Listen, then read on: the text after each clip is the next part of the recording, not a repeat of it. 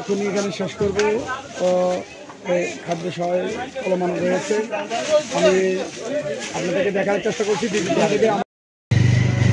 আইন শৃঙ্খলা নিয়ন্ত্রণের কাজের পাশাপাশি আমরা বাংলাদেশে যেখানেই যখনই দুর্যোগ দেখা দিয়েছে আমরা আত্মমানবতার সেবায় পাশে দাঁড়িয়েছি।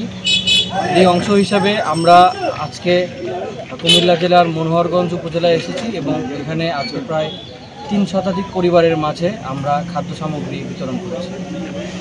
এগুলোর ভিতরে চাল, ডাল, আটা, তেল, লবণ সহ যে সকল খাদ্য সামগ্রী এখন প্রয়োজন তারা রান্না করে খেতে পারবে, আমরা এই ধরনের খাবার সামগ্রী সরবরাহ করেছি। এছাড়াও আমরা ৩ শতাধিক পরিবারের মাঝে বিশুদ্ধ পানি সরবরাহ করেছি।